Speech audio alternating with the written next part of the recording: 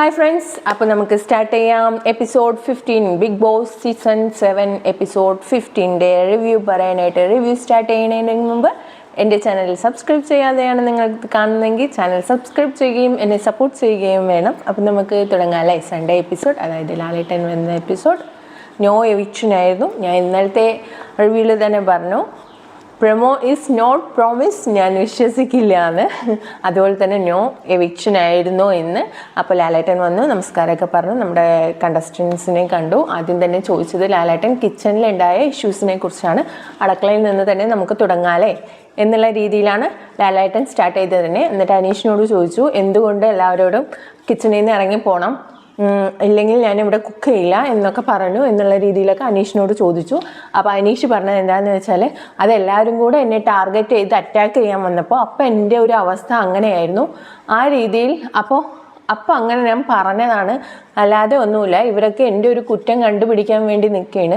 ഞാൻ ചോറ് കേടുവന്നു കളഞ്ഞു എന്ന് പറയുന്നു. പക്ഷേ ആ ചോറ് അടി പിടിച്ചിട്ടുണ്ടായിരുന്നു, സ്മെല്ലുണ്ടായിരുന്നു. ഞങ്ങൾ കുക്കിംഗ് ടീമിൽ കയറിയിട്ടില്ലേ ഉള്ളൂ. അപ്പോൾ ഞങ്ങൾക്ക് അതിൻ്റെ ക്വാണ്ടിറ്റി ഒന്നും അറിയില്ലായിരുന്നു എത്ര ചോറ് വെക്കണം എന്നുള്ളത്. അപ്പോൾ വെച്ച് അങ്ങനെ അടി പിടിച്ചൊരു സ്മെല്ലൊക്കെ ഉണ്ടായിരുന്നു. അതുകൊണ്ടാണ് അത് കളയാൻ പറഞ്ഞത്. അല്ലാതെ ഇപ്പോൾ എൻ്റെ കുറ്റം കണ്ടുപിടിക്കാനിരിക്കുന്നവർക്ക് അത് മതിയായിരുന്നു എന്നുള്ള രീതിയിലൊക്കെ അനീഷ് പറഞ്ഞു. അടുത്തതായി ചോദിച്ചത് ഹൈജീൻ്റെ കാര്യമാണ്, മറ്റേ അടുക്കളയിൽ ചൂല് കൊണ്ടുവന്നിട്ട കാര്യമാണ്.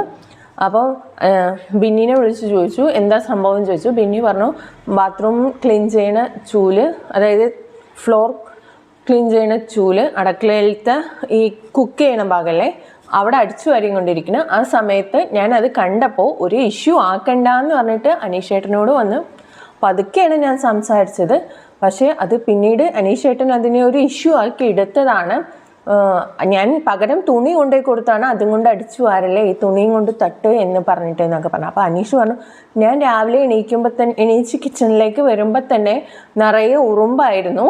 അപ്പോൾ അത് എത്രയും പെട്ടെന്ന് അവിടെ നിന്ന് ക്ലീൻ ചെയ്യണമെന്നേ ഉണ്ടായിരുന്നുള്ളൂ. അതിനുവേണ്ടി ഞാൻ ചൂലെടുത്ത് അടിച്ച് വാരിയതാണ് എന്നുള്ള രീതിയിലൊക്കെ അനീഷും പറഞ്ഞു. അപ്പോൾ ഓനിയൽ എണീച്ച് പറഞ്ഞു, അതെന്താണെന്ന് വെച്ചാൽ ഈ കിച്ചണിൽ വർക്ക് ചെയ്യുന്ന ആൾ വെസൽ ടീം വന്നിട്ട് അവർ ചോപ്പ് ചെയ്ത സാധനങ്ങളും മറ്റുള്ള സാധനങ്ങളൊക്കെ വെസൽ ടീമാണ് ക്ലീൻ ചെയ്യുന്നത് എന്നുള്ള വാശിയിൽ നിൽക്കുന്നത് കൊണ്ടാണ് ആ നൈറ്റ് ആകുമ്പോൾ ഉറുമ്പുകൾ വരുന്നത്. അത് കുക്ക് ചെയ്യണ ആൾക്കാർ തന്നെ അതെല്ലാം ഒന്ന് ക്ലീൻ ആക്കിയിട്ട് പോവുകയാണെങ്കിൽ വെസൽ ടീമിനും അത് എളുപ്പമാണ്, അവരും അത് ചെയ്തിട്ട് പോവും. അവർ കുക്ക് ചെയ്യണവർ ചെയ്യട്ടെ വിചാരിക്കും, അവർ ചെയ്യട്ടെ വിചാരിക്കും. അങ്ങനെയാണ് ഉറുമ്പ് വരുന്നത്. അത് ഞങ്ങൾ പറഞ്ഞതാണ് എന്നുള്ള രീതിയിലൊക്കെ ഓണിയലും പറഞ്ഞു. എന്നിട്ട് പിന്നെ ലാലേട്ടൻ ചോദിച്ചു, ഈ കഴിഞ്ഞ കുക്കിംഗ് ടീം ഇപ്രാവശ്യത്തെ കുക്കിംഗ് ടീമിന് എന്ത് ചെയ്യണം എന്ന് പറഞ്ഞു കൊടുക്കാതെ കുറ്റം എങ്ങനെ കണ്ടുപിടിക്കാൻ നടക്കുവാണോ എന്നുള്ള രീതിയിൽ ചോദിച്ചപ്പോൾ അനീഷ് പറഞ്ഞു, ശരിയാണ്, ഞങ്ങൾ ചെയ്യുന്ന കാര്യങ്ങളിൽ ഓരോ കുറ്റങ്ങൾ കണ്ടുപിടിച്ച് അവർ പറയണേ, അല്ലാതെ ഇന്ന കാര്യം ശരിയാക്കണം എന്നുള്ള ആ ഒരു ഇതിലല്ല പറയണത് എന്നൊക്കെ അനീഷ് പറഞ്ഞു. അതിനുശേഷം പറഞ്ഞത് തുപ്പൽ, നമ്മുടെ വിന്നി പറഞ്ഞല്ലോ, ഇങ്ങനെ വെച്ചിട്ട് നിന്ന് സംസാരിച്ചാൽ കുക്ക് ചെയ്താൽ തുപ്പൽ വീഴില്ലേ എന്നുള്ളത് ഷാനവാസ് പറഞ്ഞല്ലോ. അതിനെക്കുറിച്ചാണ് വീണ്ടും ചോദിച്ചത് ലാലേട്ടൻ. അപ്പോൾ പറഞ്ഞ്, നോർമലായിട്ട് നമ്മൾ അടുക്കളയിൽ കുക്ക് ചെയ്യുമ്പോൾ, ഇപ്പോൾ നമ്മുടെ വീട്ടിലാണെങ്കിലും കുറച്ച് സംസാരിച്ച് കുറച്ച് കൂളായിട്ടല്ലേ കുക്ക് ചെയ്യുള്ളൂ. അങ്ങനെ കുക്ക് ചെയ്താണ് ഞങ്ങൾ, അല്ലാണ്ട് തുപ്പലം തെറിപ്പിക്കണം എന്ന് വിചാരിച്ചിട്ടൊന്നും അല്ലായിരുന്നു എന്ന് പറഞ്ഞു. അപ്പോൾ അങ്ങനെ ഞങ്ങൾ കുക്ക് ചെയ്തതാണ് എന്ന് പറഞ്ഞ്. അപ്പം പിന്നെ ലാലേട്ടൻ ചോദിച്ചത്, ഓണിയലിനെ തെറി വിളിച്ചല്ലോ നമ്മുടെ അക്ബർ, അതിനെക്കുറിച്ചാണ് ലാലേട്ടൻ ചോദിച്ചത്.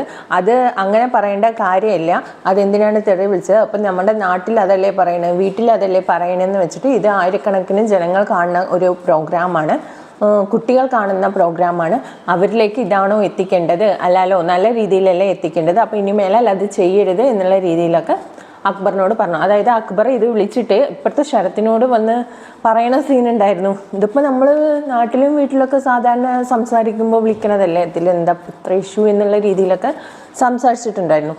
അതുകൊണ്ടാണ് ലാലേട്ടൻ പറഞ്ഞത്, അങ്ങനെ നിങ്ങൾ പറയരുത്, ഇത് നമ്മളുടെ എല്ലാവരും കാണുന്ന ഒരു പരിപാടിയാണ് എന്നുള്ള രീതിയിൽ ലാലേട്ടൻ പറഞ്ഞത്. അതിനുശേഷം പിന്നെ ലാലേട്ടൻ ചോദിച്ചത് ജിസേലിന് മാത്രം സ്പെഷ്യൽ ഫുഡിൻ്റെ കാര്യമാണ്. അപ്പോൾ എല്ലാവരും പറഞ്ഞു, അപ്പോൾ അങ്ങനെ ചെയ്തെങ്കിലും പിന്നെ ഞങ്ങൾക്ക് എല്ലാവർക്കും ഷെയർ ചെയ്ത് തന്നു, അത് സോൾവ് ആക്കി വിട്ടു, ഇനി അങ്ങനെ ചെയ്യില്ല എന്നുള്ള രീതിയിലൊക്കെ അതും പറഞ്ഞ്. പിന്നെ ചോദിച്ചത് അതിന് കുക്ക് ചെയ്യാനും സ്പെഷ്യൽ ഉണ്ടാക്കാനൊക്കെ അവിടെ പ്രൊഡക്ട്സ്, അതായത് സാധനങ്ങൾ ഉണ്ടോ കിച്ചണിൽ. അത് സാധനങ്ങൾ ചിലർ മുഖത്ത് കേൾക്കാൻ എടുത്തുകൊണ്ട് പോകുന്നു, മോഷ്ടിച്ച് കഴിക്കുന്നു. അപ്പോൾ സാധനങ്ങൾ ബിഗ് ബോസ് നിങ്ങൾക്ക് കുറച്ചല്ലേ തരുന്നത്, അപ്പോൾ ഇതിനൊക്കെ എടുത്തിട്ട് പിന്നെ കുക്ക് ചെയ്യാൻ സാധനം ഉണ്ടോ എന്നുള്ള രീതിയിലൊക്കെ ചോദിച്ചപ്പോൾ എല്ലാവരും ഒന്ന് സൈലൻ്റായി. ഇല്ല ലാലേട്ട അങ്ങനെയൊക്കെ പറഞ്ഞു. ബീട്രൂട്ടും ഉരുളക്കിഴങ്ങൊക്കെ എടുത്തിട്ട് പോകുന്ന കാര്യമാണ് പറഞ്ഞത്. എന്നിട്ട് നിവീനോ വിളിച്ചിട്ട് ലാലേട്ടൻ പറഞ്ഞു, നിങ്ങളാണ് ഇത് ഏറ്റവും കൂടുതൽ മോഷ്ടിച്ചുകൊണ്ട് പോകുന്നത്. തക്കാളി ജ്യൂസ് അടിച്ചും പൊട്ടറ്റോ രാത്രിയിൽ ഫ്രൈ ചെയ്തും ഒക്കെ ഒറ്റയ്ക്ക് കഴിക്കുന്നത്. ഇതെല്ലാവർക്കും കൂടിയുള്ള ഫുഡാണ്. ഇനി മേലാൽ നിങ്ങൾ ഇത് ചെയ്താൽ ഞങ്ങൾക്ക് ആക്ഷൻ എടുക്കേണ്ടി വരും. നിങ്ങൾക്ക് വേണ്ടി മാത്രം 14 തവണയാണ് ബിഗ് ബോസ് വിളിച്ച് ഓരോ കാര്യങ്ങൾ പറഞ്ഞുകൊണ്ടിരിക്കുന്നത്. നിങ്ങൾക്ക് എന്താ പറഞ്ഞാൽ മനസ്സിലാവാത്തത്? മൈക്ക് ഇടാനാണെങ്കിലും മറ്റുള്ള കാര്യങ്ങളാണെങ്കിലും നിവീനോട് പലവട്ടം ബിഗ് ബോസ് പറഞ്ഞുകൊണ്ടിരിക്കുകയാണ്. ഇതിനൊരു ആക്ഷൻ ഞങ്ങൾ എന്തായാലും അടുത്ത പ്രാവശ്യം എടുക്കും, ഇങ്ങനെ തന്നെ തുടരുകയാണെങ്കിൽ എന്ന് നമ്മുടെ ലാലേട്ടൻ പറഞ്ഞു. അപ്പോൾ ഇനി ഉണ്ടാവില്ല ലാലേട്ട എന്നുള്ള രീതിയിലൊക്കെ പറഞ്ഞു നിവീന്. അപ്പോൾ ഇതൊക്കെ ചോദിക്കണ ലാലേട്ടൻ ഇന്നലെ ജിസേലിനോട് എന്തുകൊണ്ട് ഈ രീതിയിൽ നിന്നില്ല? ഇന്ന് പൊതുവെ ലാലേട്ടൻ ഒരു കൂൾ ആയിരുന്നു.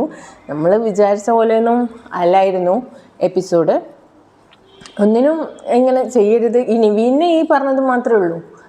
വേറെ എല്ലാവരോടും എന്താണ് ഇഷ്യൂ, എന്താണ് ഓക്കെ ഇരിക്കും എന്നുള്ള രീതിയിലായിരുന്നു ലാലേട്ടൻ പറഞ്ഞുകൊണ്ടിരുന്നത്. അതെന്താണെന്ന് അറിയില്ല. ചിലപ്പോൾ ലാലേട്ടൻ വിചാരിക്കുന്നുണ്ടാവും ഫസ്റ്റ് തന്നെ ഇവരെയൊക്കെ അടയ്ക്കുക, പിന്നെ കണ്ടന്റ് ഒന്നും കിട്ടിയില്ലെങ്കിലോ എന്നുള്ള വിചാരത്തിലായിരിക്കും ചിലപ്പോൾ ഫസ്റ്റ് തന്നെ ഒന്നും പറയാതെ ഇങ്ങനെ കാര്യങ്ങൾ മാത്രം അന്വേഷിച്ച് ഓക്കെ അതാണോ ഇതാണോ എന്ന് ചോദിച്ചിട്ട് വിടുന്നതെന്ന് ഞാൻ കരുതുന്നു. പിന്നെ അക്ബറിനോടാണ് ചോദിച്ചത്. രേണുവിനെ കൺവിൻസ് ചെയ്യാൻ പറഞ്ഞിട്ടുണ്ടായിരുന്നല്ലോ കഴിഞ്ഞ വീക്കിൽ ലാലേട്ടൻ വന്നിട്ട്, അതെന്തായി, കൺവിൻസ് ആയോ എന്നുള്ള രീതിയിലൊക്കെ ചോദിച്ചു. എന്നിട്ട് അക്ബറിനോട് ചോദിച്ചു, ഇതിൻ്റെ ഇടയിൽ ആരെങ്കിലും കൺവിൻസ് ആകരുത് എന്ന് രേണുവിനോട് പറഞ്ഞു കൊടുത്ത പോലെ വല്ല ഇതും ഉണ്ടോ അക്ബറേന്ന് ചോദിച്ചപ്പോൾ, എനിക്കറിയില്ല ലാലേട്ട, അങ്ങനെ ഉണ്ടാവാൻ ചാൻസ് ഇല്ലാതില്ല. പക്ഷെ ഞാൻ എൻ്റെ പരമാവധി ഞാൻ ശ്രമിച്ചു. എൻ്റെ ഭാര്യയുടെ പിന്നിൽ പോലും ഞാനിങ്ങനെ കൺവിൻസ് ചെയ്യാൻ നടന്നിട്ടില്ല, അത്രയ്ക്ക് മാത്രം ഞാൻ ശ്രമിച്ചിട്ടുണ്ട് എന്നുള്ള രീതിയിലൊക്കെ പറഞ്ഞു. അപ്പോൾ രേണുവിനെ വിളിച്ചിട്ട് ചോദിക്കുന്നുണ്ട്, രേണു എന്താണ് നിങ്ങൾ ക്ഷമിക്കാൻ വിചാരിച്ചാലും ഒരാൾ നിങ്ങളോട് പറഞ്ഞോ അങ്ങനെ ക്ഷമിക്കരുത്, ഞാനാണെങ്കിൽ ക്ഷമിക്കില്ല, നീ ആണെങ്കിൽ ഇങ്ങനെയെന്നൊക്കെ പറഞ്ഞോ എന്നുള്ള രീതിയിലൊക്കെ രേണുവിനോട് ചോദിച്ചു. അപ്പോൾ രേണു പറഞ്ഞു, ഇല്ല, അതെൻ്റെ മനസ്സിൽ ഭയങ്കര മുറിവായി. സുധിയേട്ടൻ മരിച്ചു എന്ന് പറയാൻ കൂടെ എനിക്ക് ഇതില്ല. എന്നാൽ അതിനുശേഷം എനിക്ക് ഫുൾ സൈബർ ബുള്ളിങ് ഏറ്റ ഒരു സ്ത്രീയാണ്. അതിൻ്റെ കൂടെ ഇതും കൂടെ ഫസ്റ്റ് തന്നെ വന്നപ്പോൾ കേട്ടപ്പോൾ എൻ്റെ മനസ്സിന് മുറിവായി ലാലേട്ട. അതുകൊണ്ടാണ് ഞാൻ ക്ഷമിക്കില്ല പറഞ്ഞത്, അല്ലാതെ ആരും പറഞ്ഞിട്ടല്ല എന്നുള്ള രീതിയിലൊക്കെ പറഞ്ഞു. അപ്പം നമ്മുടെ ശരണ്യല്ല, നമ്മുടെ ശാരിക ചേച്ചി നമ്മുടെ രേണുവിനോട് പറഞ്ഞിട്ടുണ്ടായിരുന്നല്ലോ, ഞാനാണെങ്കിൽ ക്ഷമിക്കില്ല, നിനക്ക് ക്ഷമിക്കണം എന്ന് പറഞ്ഞാൽ അങ്ങനെ ഒരു സീൻ നമ്മൾ കാണിച്ചിട്ടുണ്ടായിരുന്നു ബിഗ് ബോസിൽ. അപ്പം അത് ലാലേട്ടൻ ചോദിച്ചു, KB എന്താണ് ആരെങ്കിലും പറഞ്ഞു കൊടുത്തായിട്ട് അറിയോ, ഇങ്ങനെ ഞാനാണെങ്കിൽ ക്ഷമിക്കില്ല, നീ ആണെങ്കിൽ വേണമെങ്കിൽ ക്ഷമിച്ചു എന്നുള്ള രീതിയിലൊക്കെ എന്ന് പറഞ്ഞപ്പം, ഇല്ല ലാലേട്ട ഞാൻ അങ്ങനെ പറഞ്ഞിട്ടില്ല എന്നൊക്കെ പറഞ്ഞു. അപ്പോൾ ലാലേട്ടൻ പറഞ്ഞു, KB അല്ലേ പറഞ്ഞത് ഇങ്ങനെയൊക്കെ എന്ന് ചോദിച്ചപ്പോൾ, ആ ലാലേട്ട അത് ഞാൻ പറഞ്ഞത് എന്നെയാണ് വിളിച്ചതെങ്കിൽ ഞാൻ ക്ഷമിക്കില്ല, നിന്റെ മനസ്സിൽ എന്താണോ തോന്നുന്നത് അത് ചെയ്യാനാണ് ഞാൻ പറഞ്ഞത് എന്ന് പറഞ്ഞ് ഒഴിവായി. അപ്പോൾ ലാലേട്ടൻ പിന്നെ ഈ കൺവിൻസ് ചെയ്യാൻ നടന്ന കാര്യങ്ങളൊക്കെ ഉണ്ടല്ലോ, അക്ബർ പാട്ട് പാടി കൊടുക്കുക, ചപ്പാത്തി ഹാർട്ട് ഷേപ്പ് ചപ്പാത്തി ഉണ്ടാക്കി കൊടുക്കുക, അതൊക്കെ വീഡിയോ ആയിട്ട് കാണിച്ചു കൊടുത്തു. എന്നിട്ട് രേണുവിനോട് പറഞ്ഞു, ക്ഷമിക്കുക എന്നത് എത്ര വലിയ കാര്യമാണെന്ന് അറിയോ, ആ ക്ഷമിച്ചതുകൊണ്ട് നമ്മൾ ഒന്നും ചെറുതായി പോകുന്നില്ല എന്നുള്ള രീതിയിലൊക്കെ പറഞ്ഞപ്പോൾ രേണു പറഞ്ഞു, ഓക്കെ ലാലേട്ടൻ ഇത്ര പറഞ്ഞതുകൊണ്ട് ഞാൻ ഇവിടെ ഈ നിമിഷം അക്ബറിനോട് ക്ഷമിച്ചിരിക്കുന്നു, പക്ഷേ ഇനി ഒരിക്കലും എന്നെ അങ്ങനെ പറയരുതെന്ന് അക്ബർ വാക്ക് പറയണം എന്ന് പറഞ്ഞു. അക്ബർ പറഞ്ഞു, ഇനി എൻ്റെ ജീവിതത്തിൽ ഞാൻ ഇങ്ങനെയൊന്നും പറയത്തില്ല എന്ന് പറഞ്ഞ് ഷേക്ക് ഹാൻഡൊക്കെ കൊടുത്തു. അപ്പം ലാലേട്ടൻ രേണുവിനോട് പറഞ്ഞു, അതെന്താ ഇനി എന്നെന്ന് പറയണത്, ഇനി ആരെയും എന്നാണ് പറയേണ്ടത് എന്നൊക്കെ രേണുവിനോട് പറഞ്ഞു കൊടുക്കുക. അപ്പോൾ രേണു പറഞ്ഞു, ശരിയാണ്, ഇനി ആരെയും, എന്നെ എന്നല്ല ആരെയും അങ്ങനെ ഒരു വാക്ക് പറയാൻ പാടില്ല എന്നുള്ള രീതിയിലൊക്കെ പറഞ്ഞ്. അടുത്തത് പിന്നെ ലാലേട്ടൻ പറഞ്ഞത് ലൈഫ് സ്റ്റോറി പറഞ്ഞതാണ്. ലൈഫ് സ്റ്റോറി എങ്ങനെ ഉണ്ടായിരുന്നു, ആരുടെയും കൂടുതൽ ഹാർട്ടിൽ ടച്ച് ചെയ്ത സ്റ്റോറി എന്നൊക്കെയായിരുന്നു നമ്മുടെ ഹൗസ് മേറ്റ്സിനോട് ചോദിച്ചത്. അപ്പോൾ കുറേ പേര് പറഞ്ഞത് നമ്മുടെ അബിയുടെ ലൈഫ് സ്റ്റോറിയാണ് ഭയങ്കര ടച്ചിങ് ആയി തോന്നിയത്. പിന്നെ അനീഷിനോട് ചോദിച്ചപ്പോൾ പറഞ്ഞു, അനീഷ് ഓൾറെഡി ശ്രീവിരുദ്ധൻ എന്നുള്ള രീതിയിലാണല്ലോ അറിയപ്പെടുന്നത്. അപ്പോൾ അനീഷ് പറഞ്ഞു എനിക്ക് ശാരികയുടെ ലൈഫ് സ്റ്റോറിയാണ് ഹാർട്ട് ടച്ചിങ് ആയിട്ടുണ്ടായിരുന്നത്, ബട്ട് അത് ശാരികേനെ ഓർത്തിട്ടല്ല, അവരുടെ ആ ഹസ്ബൻഡിൻ്റെ മൈൻഡ് സെറ്റ് വെച്ചിട്ടാണ് ഞാൻ ആലോചിച്ചത് എന്നുള്ള രീതിയിലൊക്കെ പറഞ്ഞു. അപ്പോൾ ലാലേട്ടൻ പറഞ്ഞു പൊതുവേ നിങ്ങളൊരു സ്ത്രീ വിരുദ്ധൻ എന്നുള്ള രീതിയിലാണല്ലോ അറിയപ്പെടുന്നത്, അപ്പോൾ നിങ്ങൾക്ക് ഇതിൻ്റെ പുറത്തേക്ക് ഇറങ്ങുമ്പോൾ ചിലപ്പോൾ നിങ്ങളുടെ ചിന്തകളിൽ വ്യത്യാസം വരാൻ ചാൻസ് ഉണ്ട് എന്നുള്ള രീതിയിലൊക്കെ നമ്മുടെ അനീഷിനോട് ലാലേട്ടൻ പറഞ്ഞു കൊടുത്തു. ഇനി പിന്നെ അടുത്തതായിട്ട് ഒരു നോമിനേഷനിൽ സേവ് ചെയ്യലായിരുന്നു. ആദ്യം സേവിങ് ആയത് ഷാനവാസും ആര്യനുമാണ്. എങ്ങനെ ഉണ്ടായിരുന്നു? ക്യാപ്റ്റൻ ആദ്യമായിട്ട് ക്യാപ്റ്റൻ നിന്നതല്ലേ, ക്യാപ്റ്റൻ നോമിനേഷനിൽ വന്നതല്ലേ എന്നുള്ള രീതിയിലൊക്കെ ചോദിച്ചിട്ട് ഷാനവാസിനെയും ആര്യനെയും ഫസ്റ്റ് സേവ് ആക്കി. പിന്നെ ലാലേട്ടൻ ചോദിച്ചത് കഴിഞ്ഞ ആഴ്ചയിലെ ക്യാപ്റ്റന്മാരെ കുറിച്ചിട്ടാണ്. അപ്പോൾ ക്യാപ്റ്റന്മാരെന്ന് പറഞ്ഞപ്പോൾ എല്ലാവരും മറ്റേ kitchen team captain, vessel team captain എല്ലാവരും. അപ്പം ലാലേട്ടൻ പറഞ്ഞു അല്ല, ആ ക്യാപ്റ്റൻ അല്ല, നമ്മുടെ ഹൗസ് ക്യാപ്റ്റന്മാരുണ്ടായിരുന്നല്ലോ അവരെ കുറിച്ച്. അതായത് അനീഷും ഷാനവാസ് ക്യാപ്റ്റൻ ആണെങ്കിലും അനീഷ് ആ സ്ഥാനം വിട്ടൊഴിഞ്ഞു കൊടുത്തിട്ടില്ലല്ലോ, ഇപ്പോഴും ക്യാപ്റ്റൻ എന്നുള്ള രീതിയിലല്ലേ നടക്കുന്നത്. അതാണ് ലാലേട്ടൻ ചോദിച്ചത്. അപ്പോൾ ഷാനവാസ് പറഞ്ഞു അനീഷ് നേരത്തെ പറഞ്ഞായിരുന്നു ഞാൻ ക്യാപ്റ്റൻ സ്ഥാനം ഒഴിഞ്ഞാലും എന്നും ഈ വീട്ടിന് ക്യാപ്റ്റൻ ഞാൻ തന്നെയാണ് എന്നുള്ള രീതിയിൽ അനീഷ് പറഞ്ഞിരുന്നു ലാലേട്ട. അതുപോലെ തന്നെയാണ് ചെയ്തത്. ക്യാപ്റ്റൻ എന്ന് വിളിക്കുമ്പോൾ ഞാൻ എണീക്കണേക്ക് മുമ്പ് അനീഷ് എണീക്കും, കാര്യങ്ങളൊക്കെ നോക്കും, എത്ര പറഞ്ഞാലും മനസ്സിലാവില്ല, അതിൽ നിന്ന് പിന്തിരിയില്ല എന്നുള്ള രീതിയിലാണ് പറഞ്ഞത് എന്നൊക്കെ പറഞ്ഞ് ഷാനവാസ്. അപ്പോൾ ലാലേട്ടൻ പറഞ്ഞാൽ എന്നാൽ പിന്നെ ഒരു കാര്യം ചെയ്യും, നിങ്ങൾ തന്നെ ക്യാപ്റ്റൻ, അപ്പം ഞങ്ങൾക്ക് ടാസ്ക് ഒന്നും വെക്കേണ്ട ആവശ്യമില്ലല്ലോ, നിങ്ങൾ തന്നെ വീട്ടിന് ക്യാപ്റ്റനായി ഇരുന്നാലേ എന്നുള്ള രീതിയിലൊക്കെ ലാലേട്ടനും പറഞ്ഞ്. അത് കഴിഞ്ഞിട്ട് പിന്നെ ക്യാപ്റ്റൻസി ടാസ്കിലേക്ക് തിരഞ്ഞെടുത്തവരിനെ ചോദിച്ചു. അത് ആര്യൻ, ജിസൽ ആൻഡ് അബി ആയിരുന്നു. അപ്പോൾ ആര് ക്യാപ്റ്റൻ ആവണം എന്നുള്ളതാണ് നിങ്ങളുടെ ആഗ്രഹം ചോദിച്ചപ്പോൾ ഓരോരുത്തരുടെ പേരൊക്കെ പറഞ്ഞു. പിന്നെ ക്യാപ്റ്റൻസി ടാസ്ക് ആണ് കാണിച്ചത്. ക്യാപ്റ്റൻസി ടാസ്ക് എന്താണെന്ന് പറഞ്ഞാൽ ചെറിയ 3 സൈക്കിള് അതൊരു സർക്കിളിൻ്റെ ഉള്ളിൽ 2 സർക്കിളിൻ്റെ ഉള്ളിലിട്ടിട്ട് 2 റൗണ്ട് ചവിട്ടണം. ആ ചവിട്ടുന്നത് ഈ സർക്കിളിൻ്റെ ലൈനിൻ്റെ പുറത്ത് വന്നാൽ ഔട്ട്, അങ്ങനെയായിരുന്നു. അങ്ങനെ ചവിട്ടിത്തള്ളി ഫസ്റ്റ് അഭിനെ ചവിട്ടിത്തള്ളി. ഈ സൈക്കിൾ എന്ന് പറയുമ്പോൾ തന്നെ അറിയാം അഭിക്ക് അത് പറ്റില്ല, കാലിന് കുറച്ച് പ്രോബ്ലം ഉള്ള ആളാണ്. പിന്നെ ജിസേലിന് കുറച്ച് ഹൈറ്റും ഇതും കൂടുതലും, അതും പറ്റില്ല. എന്നാലും ജിസേൽ ഒരുപാട് ശ്രമിച്ചു, പക്ഷേ ആര്യൻ വലിച്ച് പുറത്തിട്ടു. അത് ആര്യനായതുകൊണ്ട് ജിസേലിന് വലിയ കുഴപ്പമൊന്നും ഉണ്ടായില്ല എന്ന് വേണം പറയാൻ. അത് വേറെ ആരെങ്കിലും ആണെങ്കിൽ കത്തം ഹോക്കെയാ എന്ന് പറയുന്ന പോലെയാണ്. ഞാൻ കാണിച്ചത് വീണ്ടും നോമിനേഷൻ്റെ കാര്യങ്ങളാണ്. അപ്പോൾ അനുമോളോട് ചോദിച്ചു അനുമോൾക്ക് എന്താ തോന്നണേ, നോമിനേറ്റ് ആവുന്നതാണോ എന്താ തോന്നുന്നത് ചോദിച്ചപ്പോൾ ഇല്ല ലാലേട്ടൻ ഞാൻ നോമിനേറ്റ് ആവില്ല, കാരണം ഞാനിവിടെ തെറ്റായിട്ടൊന്നും ചെയ്തിട്ടില്ല, അതുകൊണ്ട് എനിക്ക് ഉറപ്പുണ്ട്, പ്രേക്ഷകരിൽ വിശ്വാസമുണ്ട് എന്നൊക്കെ പറഞ്ഞു. അപ്പോൾ ലാലേട്ടൻ പറഞ്ഞു അത് ശരിയാ, ഫുൾ കൊലപാതക ശ്രമമാണല്ലോ പറയുന്നവരെ കിണറ്റിലിടും, കൊല്ലും, പുരാഗം, ഇതൊക്കെയാണല്ലോ പറഞ്ഞുകൊണ്ടിരിക്കുന്നത്, അപ്പോൾ പിന്നെ കുഴപ്പമില്ല എന്നുള്ള രീതിയിൽ ലാലേട്ടൻ ഒരു ജോക്കായിട്ട് അത് പറഞ്ഞു വിട്ടു. എന്നിട്ട് മറ്റുള്ളവരെ അപ്പാനി, അനു, ആദില, നൂറ എല്ലാവരുടെയും സേഫാക്കി. അത് കഴിഞ്ഞിട്ട് പിന്നെ പിന്നെ ബിന്നി, അക്ബർ എല്ലാം നിൽക്കുന്നുണ്ടായിരുന്നു, അവരെയൊക്കെ സേഫാക്കി. പിന്നെ ഷൈത്യനെയാണ് അവസാനം നിർത്തിയത്. ഷൈത്യയാണ് ലിസ്റ്റ് വോട്ടിലുണ്ടായിരുന്നത്. അപ്പോൾ നോ എവിക്ഷൻ എന്നാണ് ലാലേട്ടൻ കാണിച്ചത്. അത് കഴിഞ്ഞിട്ട് പിന്നെ ലാലേട്ടൻ ക്ലോസ് ചെയ്തിട്ട് പിന്നെ പറഞ്ഞു അടുത്ത ആഴ്ച മുതൽ വലിയ വലിയ ടാസ്കും വലിയ വലിയ കാര്യങ്ങളൊക്കെയാണ് വരാൻ പോകുന്നത്.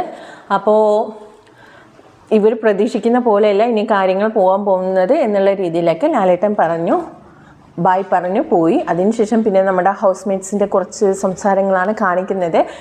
അനുവും ശൈത്യയും ഇരുന്ന് സംസാരിക്കുന്നതാണ് ഫസ്റ്റ് തന്നെ കാണിച്ചത്. അനുമോള് എൻ്റെ അടുത്ത് സംസാരിക്കുന്നുണ്ട്, ഇനിയിപ്പോൾ എന്നെ എല്ലാവരും ഉപദേശിക്കും.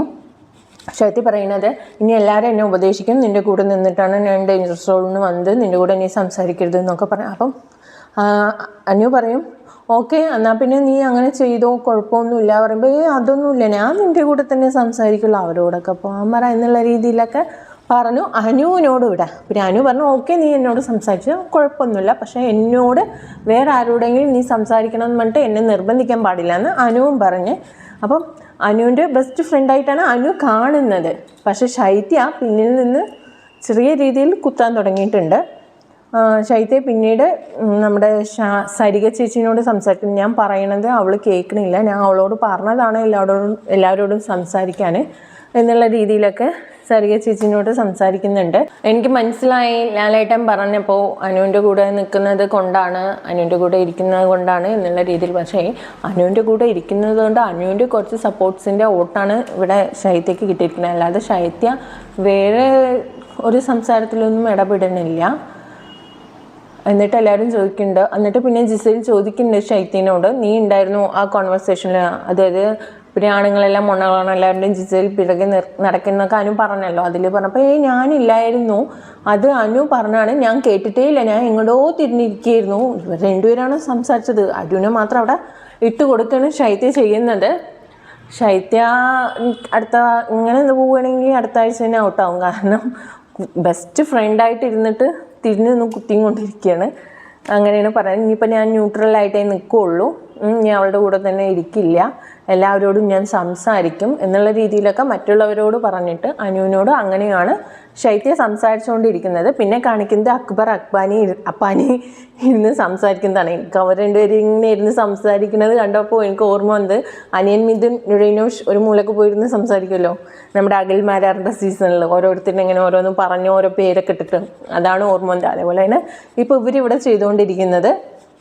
അപ്പാനി ശരത്ത് ഇതുവരെ അങ്കമാലി ഡയറീസിൽ നിന്ന് ഇറങ്ങി വന്നിട്ടില്ല, ഇപ്പോഴും അവിടെ തന്നെ ഇരിക്കുകയാണ്.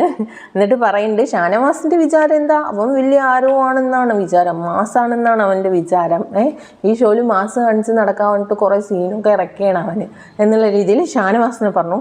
ഓണിയലിനെ പറയുന്നത് ഓണിയൽ മിസ്റ്റർ പെർഫെക്റ്റ് എന്നാണ് വിചാരം. ആ രീതിയിലാണ് കളിച്ചുകൊണ്ടിരിക്കുന്നത്. അടുത്തത് എന്താ പറയുക, മറ്റേ അഭിനെ പറഞ്ഞു പാവത്താൻ കളിച്ച് നിൽക്കുകയാണ് അവൻ്റെ, ഇതൊക്കെയാണ് അവരുടെ ഗെയിം എന്ന് പറഞ്ഞിട്ട് ഇങ്ങനെ ഓരോരുത്തരെയും പറഞ്ഞുകൊണ്ടിരിക്കുകയാണ്. അനുമോളിനെയും രേണുവിനെയും ഒക്കെ പറയുന്നുണ്ട്. എന്നിട്ട് ഇവർ തന്നെ സ്വയം പറയണേ 2 ദിവസമായിട്ട് നമ്മുടെ ഗെയിമൊക്കെ ഒന്ന് ഡൗണായി പോയിട്ടുണ്ട്, എന്താണെന്നറിയില്ല, എല്ലാം ഒന്ന് ശരിയാക്കി എടുക്കണം എന്നുള്ള രീതിയിൽ ഇവർ തന്നെ ഒരു മൂലക്ക സോഫയിൽ പോയിരുന്ന് സംസാരിച്ചു കൊണ്ടിരിക്കുകയാണ്. പിന്നെ കാണിക്കുന്നത് ഷാനവാസും സരികയും തമ്മിലുള്ള സംസാരമാണ്. നിങ്ങൾ എന്നോട് എങ്ങനെ, അതായത് ഷാനവാസ് പറയുന്നത് നിങ്ങൾ എന്നോട് എങ്ങനെ പെരുമാറണോ അതുപോലെ എനിക്ക് പെരുമാറാൻ പറ്റുള്ളൂ. നിങ്ങളൊരു ഗ്രൂപ്പിൽ പോയിരുന്ന് സംസാരിക്കുമ്പോൾ അവിടെ കയറി വന്ന് എനിക്ക് സംസാരിക്കാനൊന്നും പറ്റില്ല, എനിക്ക് ആ ഗ്രൂപ്പിൽ പെടാനും പറ്റില്ല എന്നുള്ള രീതിയിലൊക്കെ. അപ്പോൾ സരിക പറയുന്നുണ്ട് ഞാൻ ഗ്രൂപ്പൊന്നുമല്ല, അവിടെ സംസാരിക്കുമ്പോൾ കുറച്ച് കംഫർട്ട് സോൺ തോന്നുന്നു, അവിടെ സംസാരിക്കുന്നു, അത്രേ ഉള്ളൂ. അല്ലാതെ അവിടെ ഗ്രൂപ്പായി പോയിരുന്ന് നമുക്ക് അവൻ്റെ കുതിങ്കാലി കേട്ടാ ഇവനെ നമുക്ക് അറ്റാക്ക് ചെയ്യാമെന്നൊന്നും ഞാൻ സംസാരിക്കുന്നില്ല എന്നുള്ള രീതിയിൽ സരികയും പറയുന്നുണ്ട്. അപ്പോൾ ഇതൊക്കെയാണ് ഇന്നലത്തെ എപ്പിസോഡിൽ നടന്നത്. ഈ പറഞ്ഞ റിവ്യൂ നിങ്ങൾക്ക് ഇഷ്ടമാകുന്നുണ്ടെങ്കിൽ നിങ്ങൾ എന്നെ സബ്സ്ക്രൈബ് ചെയ്യാനും സപ്പോർട്ട് ചെയ്യാനും ലൈക്ക് ചെയ്യാനും മറക്കരുത്. Thank you for watching.